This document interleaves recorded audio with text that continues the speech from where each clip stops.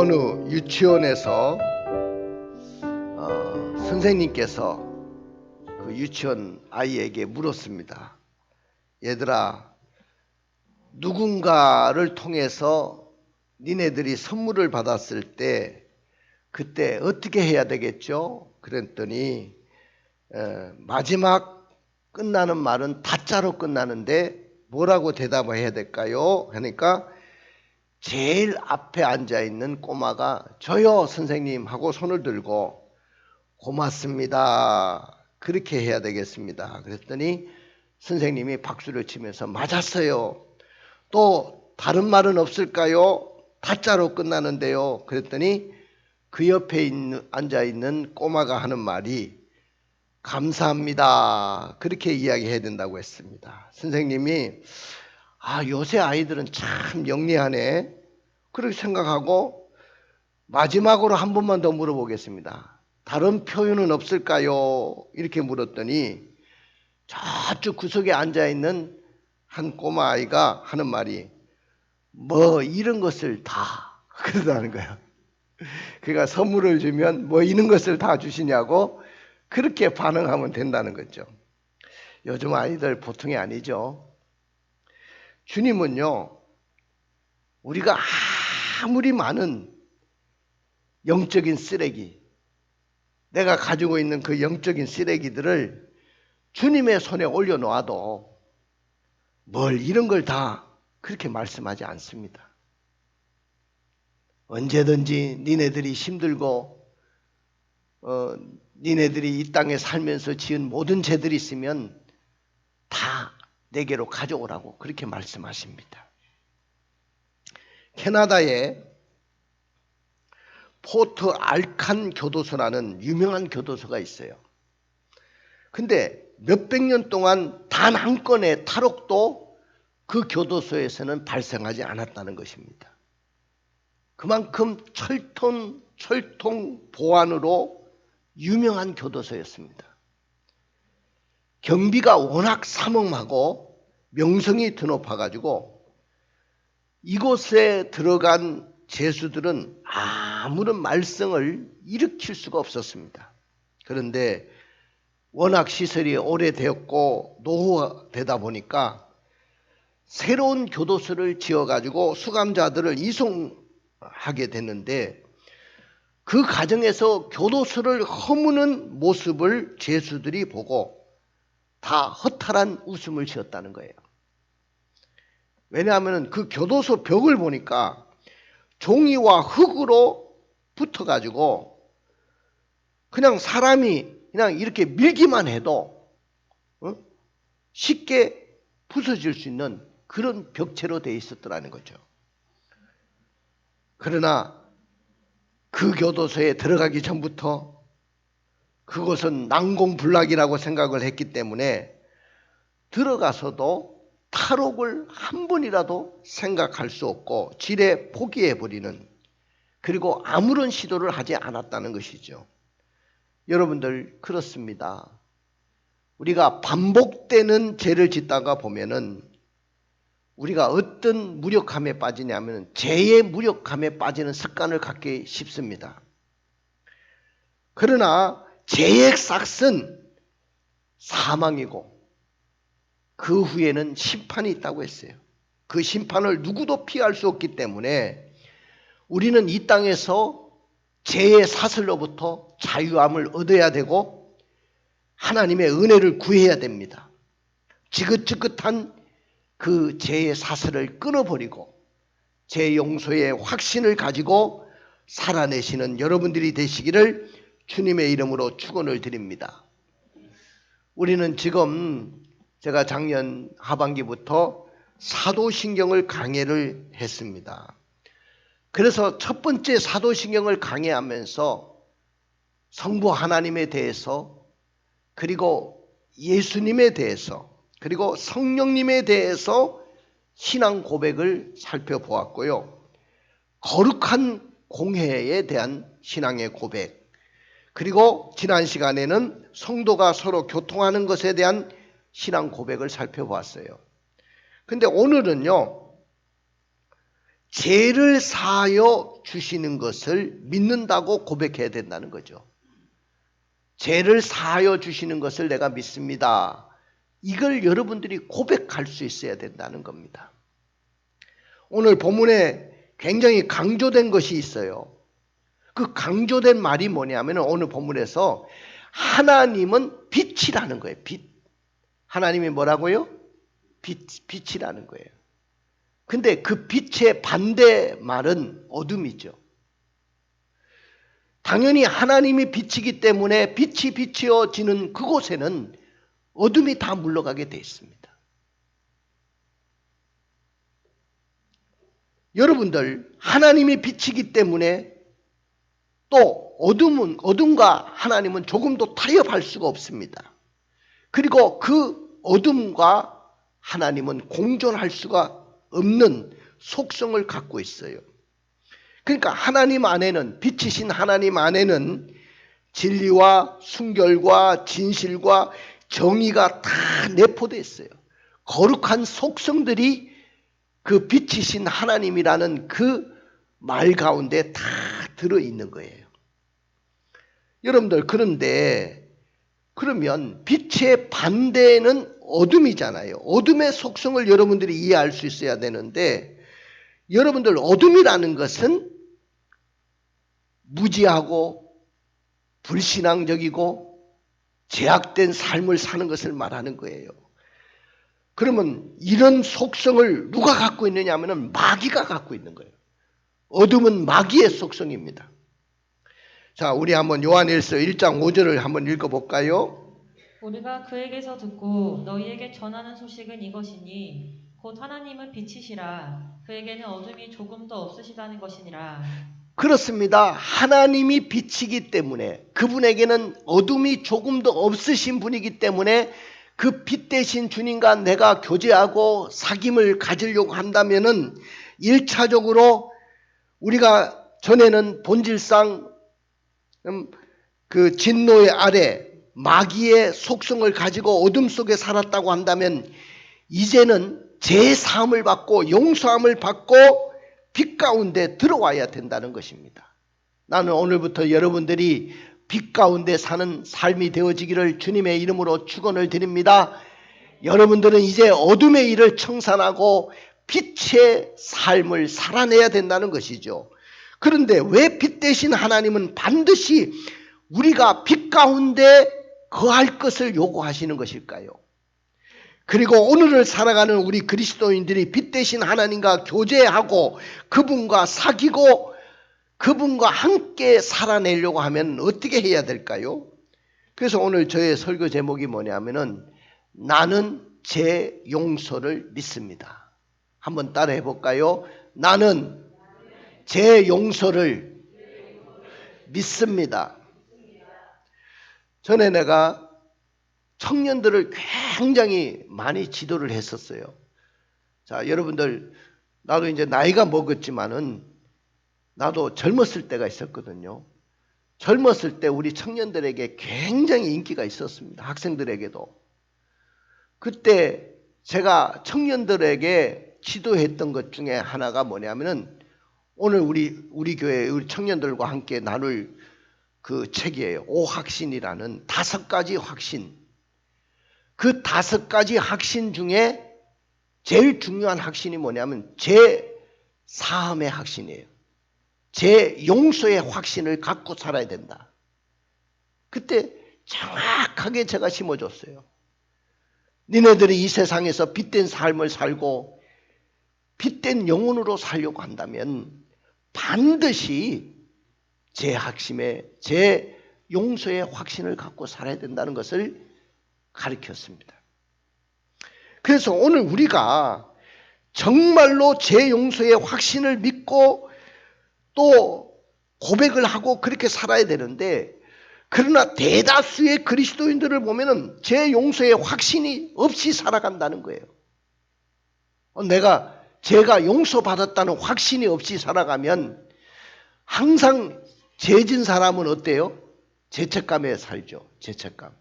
그 다음에 도둑이 제 발에 들린다는 말도 있어요. 죄 없는 사람은 경찰서 앞에 가도 가슴이 뛰지 않습니다. 근데 죄를 진 사람은 경찰서 앞에만 가고 이러면요, 검찰청 앞에만 가도 가슴이 뛰기 시작하는 거예요. 왜?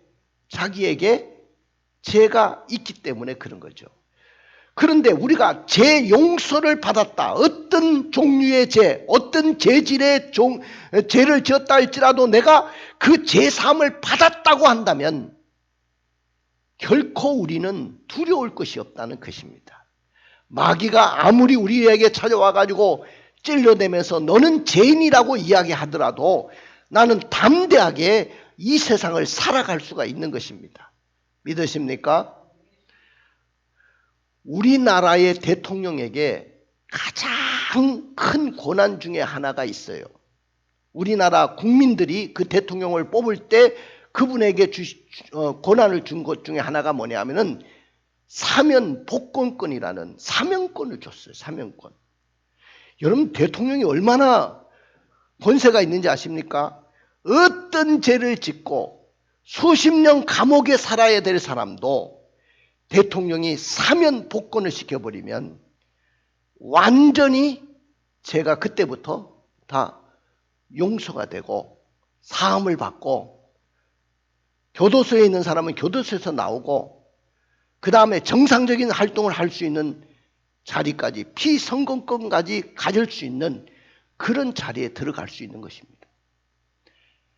그런 사람들이 죄 져가지고 수십 년 동안 감옥에 살던 사람이 대통령이 사면을 해준다면 얼마나 그분들이 감사하고 세상을 사는데 주눅들지 않고 얼마나 담대하게 살아낼 수 있겠습니까?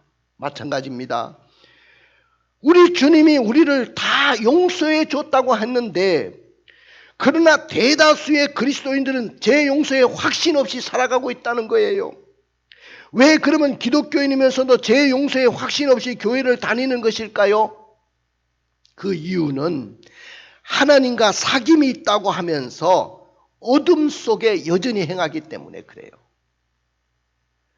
여러분들, 나는 하나님의 자녀야, 나는 교회를 다니는 사람이야, 나는 그리스도인이야, 나는 기독교인이야 하면서도 여전히 행동은 어둠의 행동을 하고 있다고 한다면 우리가 어떻게 죄 용서의 확신을 갖고 살아갈 수 있겠습니까? 우리 한번 요한일서 1장 6절을 읽어볼까요? 만일 우리가 하나님과 사귐이 있다 하고 어둠에 행하면 거짓말을 하고 진리를 행하지 아니하거니와. 보세요. 만일 우리가 하나님과 사귐이 있다 하면서 이건 이제 부정적인 가정법을 쓰고 있는데 말과 행동이 다르게 산다고 한다면 그건 어떻게 죄 용서의 확신을 갖고 살 수 있겠느냐는 거죠. 그 다음에 우리가 죄 없다고 말하기 때문에 죄 용서의 확신을 가질 수가 없다는 거예요. 나는 죄가 없다고 이야기한다는 거예요. 아, 난 죄가 없는 사람이야. 분명히 우리는 태어날 때부터 내가 원하든 원하지 않든 본질상 진노의 자녀로 태어난 거예요. 왜 그러냐면은 조상을 잘못 만난 거야. 그럼 조상이 누굽니까?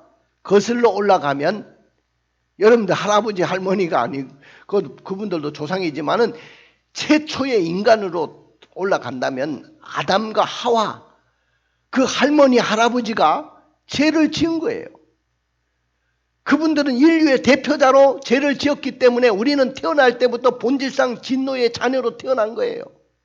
내가 원하든 내가 원하지 않든 나는 죄를 가지고 태어난 거예요. 그러니까 내 속에 죄성이 있기 때문에 아이들이 보면은 죄부터 짓는 거야, 태어나면. 아니, 미운 3살, 미운 7살이라는 말이 왜 나옵니까? 말을 그렇게 안 듣는 거야. 내 속으로 난 자식인데 때려 죽이고 싶을 정도로 그렇게 말을 안 들어요. 더군다나 사춘기를 넘었으면요, 이건 완전히 그냥 진짜 말을 안 듣는 겁니다. 아니, 내 속으로 난 천사 같은 자식들이 그렇게 말을 안 듣는단 말이에요. 왜? 그 속에 죄성이 있기 때문에 그래요. 자, 이렇게 죄성이 있는데도 불구하고 나는 죄 없어, 나는 죄 없는 사람이야 이야기한단 말이죠. 그렇기 때문에 어떻게 죄 사함의 확신을 갖겠어요? 요한일서 1장 8절을 읽어볼까요? 만일 우리가 죄가 없다고 말하면 스스로 속이고 또 진리가 우리 속에 있지 아니할 것이요. 여기 부정적인 가정법을 썼잖아요. 만일 우리가 죄가 없다고 말하면 스스로 속이는 것이다. 그리고 진리가 우리 속에 있지 아니할 것이라고 이야기했어요. 여러분 성경에 보면은 여기 우리라는 것은 인간을 지칭하는 말인데 인간은 하나도 예외 없이 죄 없는 사람이 없다는 거예요. 이 세상에 죄 없는 사람이 있을까요? 없어요. 로마서 3장 23절을 읽어보세요. 모든 사람이 죄를 범하였음에 하나님의 영광에 이르지 못하더니 여기 보십시오. 모든 사람이 죄를 범했다는 거예요. 그래서 하나님의 영광에 이르지 못한다고 했습니다.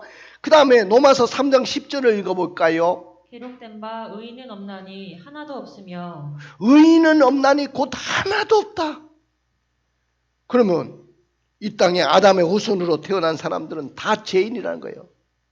내가 원하든 원하지 않든 나는 죄를 가지고 태어난 거예요. 나는요 도둑질 안 하고 무슨 횡령도 하지 않고 나쁜 짓 하지도 않고 그랬는데 무슨 죄인입니까? 여러분들 이 세상의 법에는 저촉이 되지 않을지 몰라도 왜? 여러분들이 정직하게 살았으니까. 그러나 하나님의 법에 의하면 우리는 태어날 때부터 다 죄인으로 태어났다는 거예요. 어떤 분은 억울하다고 생각할지 몰라도 우리가 인간으로 태어난 이상은 다 죄 때문에 죽고 죄 때문에 병들고 죄 때문에 고통 중에 사는 거예요. 그러면 성경에 보니까 내가 죄의 몇 가지 종류를 살펴봤어요. 거기에 보면은 이거 다 원어인데 죄송합니다. 제가 원어를 자꾸 써서 원어를 써야 확실히 나오거든요. 하마르티아라는 말이 있습니다. 하마르티아. 이 말은 헬라어에 이거는 화살을 쐈는데 관역이 있지 않습니까? 우리 양궁을 보셨죠? 그 관역을 빗나간 것 이걸 하마르티아라고 이야기합니다. 헬라어에서. 이건 뭐냐면은 진리에서 벗어난 것이 죄라는 거예요. 진리는 뭡니까? 생명의 말씀, 하나님의 말씀에서 벗어나서 사는 것은 죄라는 거예요. 성경에서. 내가 마땅히 행해야 될 것을 행하지 아니하고 빗나간 짓을 하는 것, 그것이 죄라는 거죠. 그 다음에 파라바시스라는 말이 있어요. 두 번째로 파라바시스. 주보에도 나옵니다마는 넘어설 수 없는 선을 넘었을 때, 야, 선 넘지 마라 그러잖아요. 우리가 보통 선을 넘었으면 안 돼. 선을 넘으면, 레드 라인을 넘으면 안 돼. 미국에서 맨날 쓰는 말이 있잖아요. 레드 라인 쓰지 마. 그럼 레드 라인이 뭡니까? 선이잖아요. 선. 우리는 선에 굉장히 익숙해져서 살고 있습니다. 도시는 선입니다. 선. 당장 차를 몰고 가면 차선이 있어요. 차선 가운데 중앙선이 있습니다. 이 중앙선은 절대 넘으면 안 되는 거야. 중앙선은 넘으면 안 돼. 중앙선을 지켜야 돼. 중앙선은 생명의 선이야. 그렇게 이야기하지 않습니까? 빨리 가려고 중앙선을 막 횡단한다든지 그렇게 유턴을 한다든지 그러면 안 되잖아요. 오는 차와 충돌하게 되고 위험한 사고를 일으킬 수 있습니다. 마찬가지로 선을 넘는 것이 죄라는 거예요. 그 다음에 세 번째는 아노미아라는 말이 있습니다. 아노미아. 이 말은 불법을 행하는 거예요. 불법은 뭐냐면 알면서도 의도적으로 악을 행하고 법을 지키지 않는 것. 이것이 아노미아라는 말입니다. 여러분들 그런 죄를 얼마나 많이 짓겠어요. 그 다음에 마지막인데 오페일레마라는 말이 있습니다. 오페일레마. 이거는 마땅히 지불할 것을 지불하지 않는 것. 마땅히 갚아야 될 빚을 갚지 않는 것. 이것이 바로 죄라는 거예요. 우리는요, 1만 달란트 빚진 자의 비유를 통해서 우리가 배웠습니다만은 어떤 사람이 임금에게 1만 달란트의 빚을 졌습니다. 갚을 길이 없어서 이걸 좀 탕감해 주십시오 하고 막 애원했더니 불쌍해가지고 1만 달란트는 이 사람이 평생을 벌어도 갚을 수 없는 돈이에요. 어마어마한 돈이에요. 그 돈을 다 탕감받았다는 거예요. 그런데 자기에게 한 몇만 원 빚진 사람을 만났어요. 그런데 멱살을 잡고 왜 안 갚느냐고 막 윽박질러 가지고 그것이 임금의 귀에 들어가게 되고 다시 원리치가 됐다는 이야기잖아요. 그러니까 우리가 빚을 졌으면 이건 갚아야 되는 거예요. 근데 요새 보면은 빚은 여사로 지면서도 너무 여기에 대해서 사람들이 둔해져 있어요. 나라의 돈도 빌려가고 또 은행 빚도 지면서도 안 갚으려고 하죠. 아니 나중에 뱉자라 하고 탕감받으면 되지 이럽니다. 근데 엄연히 따지면 그것도 큰 빚지는 것도 죄라는 거죠. 반드시 갚아야 된다는 겁니다. 따라서 자기에게 죄가 없다고 주장하는 사람들은 자기를 속이는 것이고 사람들을 속이는 것이고 하나님 앞에 거짓된 것이라는 거예요. 사랑하는 성도 여러분, 그러므로 우리가 죄인임을 깨닫고 하나님 앞에 나가서 참회하고 하나님 앞에 용서받는다는 것만큼 얼마나 감사할 일들이 어디 있겠습니까? 이건 죄인에게 주어진 특권인 줄로 믿습니다. 그 다음에 우리가 범죄하지 않았다고 하기 때문에 우리가 죄 용서의 확신을 받을 수 없는 겁니다. 요한일서 1장 10절을 읽어볼까요? 만일 우리가 범죄하지 아니하였다 하면 하나님을 거짓말하는 이로 만드는 것이니 또한 그의 말씀이 우리 속에 있지 아니하니라. 우리가 범죄하지 않았다. 다시 말하면 죄가 없다고 말한다면 어떻게 되냐면 하나님을 거짓말장이로 만드는 거예요. 하나님은 니네들은 다 죄인이라고 하는데 내가 범죄한 것이 없는데 왜 죄입니까? 죄인입니까? 그러면 하나님을 거짓말장이로 만든다는 거죠. 여러분들 두 번째는 그 말씀이 우리 속에 있지 못한다는 거예요. 이렇게 거짓말하는 사람들에게 하나님의 말씀이 들어갈 수 있겠습니까? 하나님의 말씀이 그들 속에 들어갈 수가 없다는 거죠. 결국은요, 말씀이 존재하는 자의 고백은 죄를 인정하고 고백하는 그 고백이 있기 때문에 하나님의 말씀이 들어갈 수 있는 거예요. 죄를 인정하지 않는 사람에게는 말씀이 안 들어가요. 죄는 참으로 교묘한 거예요. 엄청난 죄를 저지르면서도 그 죄의 무서움을 전혀 모르고 스스로 그 죄에 깊이 빠져 사는 사람들의 모습을 볼 수가 있습니다. 이 사람들의 심리를 들어보면 하나님, 저도요 나름대로 하나님을 믿는 사람입니다. 저는 어둠의 자식으로 살고 싶지 않습니다. 저는 아무리 생각을 해봐도 죄 없는 사람이고 범죄한 사실이 없어요. 없는 걸 없다라고 이야기하는데 뭐가 잘못입니까? 그리고 도덕적으로 윤리적으로 내가 실정법을 어긴 적이 없어요.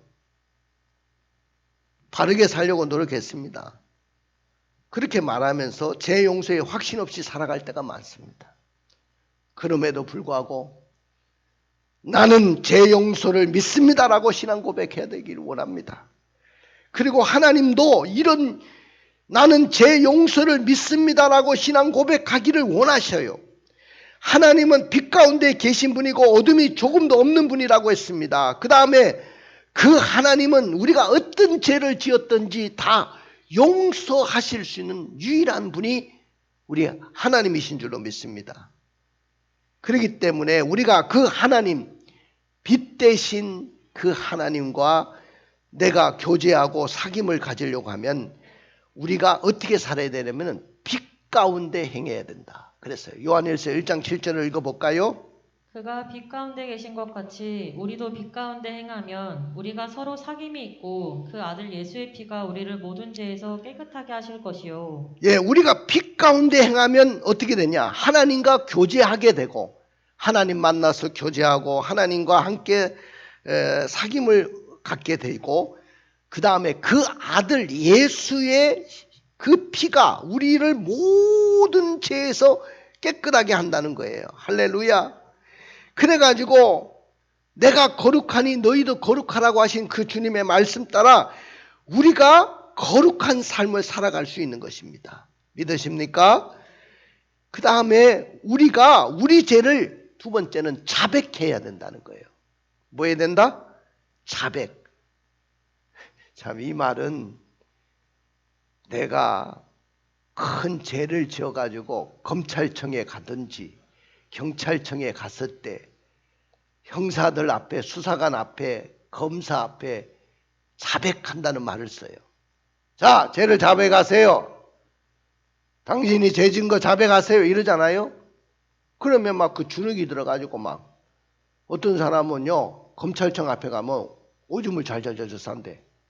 얼마나 주눅이 들었든지. 그 검사들 앞에 가면요, 주눅이 딱 든다는 거야. 그럼 우리도 하나님 앞에 좀 자백을 좀 하세요. 아니, 나 죄 없다 오리발 내지 말고, 난 잘못한 것이 없어요. 난 깨끗하게 살았고, 윤리적으로, 도덕적으로 막 수양하면서 살았고, 나만큼 깨끗한 사람 없습니다. 나와보라고 하세요. 그런데 아까도 이야기했지만은 우리는 태어날 때부터 죄인이라고 했잖아요. 죄성을 갖고 태어난 거예요. 그러니까 자백을 해야 되는데 요한일서 5장 9절 자백하면 어떻게 되는지 볼까요? 만일 우리가 우리 죄를 자백하면 그는 미쁘시고 의로우사 우리 죄를 사하시며 우리를 모든 불의에서 깨끗하게 하실 것이요. 예, 요한일서 5장 9절 한번 띄워줘 보세요. 거기 보면 만일 우리가 요한일서 5장 9절 만일 우리가 우리 죄를 자백하면 그는 미쁘시고 의로우사 우리 죄를 사하시며 우리를 모든 불의에서 깨끗하게 한다. 자, 여러분들 자백한다는 말은 뭐냐면은 내가 스스로 죄인인 것을 인정하고 긍정하고 시인하는 것을 말하는 거예요. 내가 얼마나 잘못된지를 슬퍼하며 시인하고 회개하는 것을 말하는 거예요. 그러면 여러분들 우리가 매일매일 우리가 집에 어떤 집에는 쓰레기가 쌓이는데 계속 쓰레기만 쌓아놓지 치우지는 않아. 그러니까 그 집에 가보면 발을 디딜 틈이 없을 정도로 쓰레기가 가득 차 있는 집들 봅니다. 그래서 내가 속으로 TV에서 그런 거 보면 사람이 어떻게 저렇게 사나. 저렇게 쓰레기와 함께 살 수 있어. 좀 치우고 살지. 근데 이 집에 있는 쓰레기만 쌓아놓고 사는 게 아니고 사람들이 온갖 죄들의 영적인 쓰레기들을 내 마음속에 쌓아놓고 사는 사람들이 있습니다. 이걸 매일매일 용서받고 내 죄를 인정하고 그러면서 그걸 치워야 됩니다. 영적인 쓰레기들을 절대로 방치하지 마시길 바랍니다. 주님은 저와 여러분들이 이 세상을 살아가면서 어둠의 감정과 죄책감과 죄로 말미암는 어떤 상처와 분노와 원한을 품고 살기를 원치 않으셔요. 매일매일 쓰레기를 치우듯이 우리 안에 있는 영적인 쓰레기를 피우기를 원합니다. 치우기를 원하시는 줄로 믿습니다. 그러려면 날마다 죄를 자백하는 거예요. 여러분들 천주교에서는 우리 그런 걸 받아들이지 않습니다만, 그걸 성사로 받아들이지 않습니다만은 고해 성사라는 것이 있어요. 천주교에서는 신부님 앞에 가가지고 다 알아요. 예를 들어서 여러분들 중에 성도들이 있잖아. 오면 목소리만 들어도 알잖아. 신부님, 내가 이런 죄를 지었는데 용서해 주세요. 고해 성사하는 거야. 신부님 앞에 가서. 우리는 어떤 사람 앞에 가서 고해 성사하는 게 아니고 하나님 앞에 와가지고 자백하라는 거예요. 믿습니까? 근데 그 하나님은 어떤 하나님이냐면 미쁘시고 의로우시다. 미쁘시다는 말은 그 약속을 반드시 지키시는 분이고, 의롭다는 말은 바르고 정직하시다는 거예요. 그래서 이런 분이기 때문에 여러분들의 모든 죄를 다 용서해 줄 수 있는 분이라는 거예요. 나는 여러분들이 미쁘시고 의로우신 아버지 앞에 죄를 자백해서 다 용서받기를 주님의 이름으로 축원을 드립니다. 용서함의 체험을 받은 사람은 십자가의 사랑을 체험한 사람이기 때문에 그 아버지의 사랑을 경험한 사람은 다른 사람의 죄도 내가 용서할 수 있습니다. 그리고 제 삶의 확신을 갖고 나는 너무나도 행복한 사람이야. 나는 세상에서 나보다 행복한 사람은 없어. 그렇게 행복하게 살아갈 수 있는 사람이 될 줄로 믿습니다. 우리 한번 따라 봅시다. 사도신경은 나는 제 용서를 믿습니다. 라고 신앙 고백하는 것입니다. 그렇습니다. 사도신경은 하나님과 사귐이 있다고 어둠에 행하지 않고 나는 제 용서를 믿습니다라고 고백하는 거예요. 사도신경의 고백 중에 우리가 죄 없다고 말하지 말고 나는 제 용서를 믿습니다라고 고백하는 것입니다. 사도신경을 우리가 범죄하지 않았다 하지 말고 나는 제 용서를 믿습니다라고 고백하는 거예요. 사도신경은 나는 빛 가운데 행하면서 나는 제 용서를 믿습니다라고 고백하는 것입니다. 우리가 우리 죄를 자백하고 나는 제 용서를 믿습니다라고 고백하는 거예요. 그러나 만일 사도신경처럼 나는 제 용서를 믿습니다라고 고백하지 않는다면 뭐가 없냐? 제 싸움의 확신을 가질 수가 없어요. 제 싸움의 확신. 제 용서의 확신이 없기 때문에 항상 죄에 눌려서 살고 죄책감에 눌려서 살고 죄로 말미암는 상처를 가지고 분노와 원한을 품고 여전히 살아갈 수밖에 없다는 거예요. 그러므로 사도신경은 나는 제 용서를 믿습니다라고 신앙 고백하는 것입니다. 이 고백이 있는 자에게는 참된 하나님과의 빛 대신 하나님과 교제가 회복될 것이고요. 악한 세상에서 승리의 삶을 살아낼 것이고요. 사죄의 은총을 내가 경험하게 될 것이고요. 하나님의 그 용서를 체험한 십자가의 사랑을 내가 경험했기 때문에 다른 사람을 용서하고 사랑할 수 있습니다. 가슴에 손을 얹어보세요. 눈을 감아보십시오. 오늘 나는 제 용서를 받았습니다. 나는 행복한 사람입니다. 나는 제 용서를 믿습니다라고 고백하기를 원하셔요. 오늘 이 고백이 있는 자는 어떻게 살아가야 될까요? 매일매일 삶 속에 하나님의 용서를 구하면서 영적인 쓰레기들을 다 치우며 살아가야 돼요. 그리고 빛 대신 하나님을 날마다 닮아가기로 결단하십시오.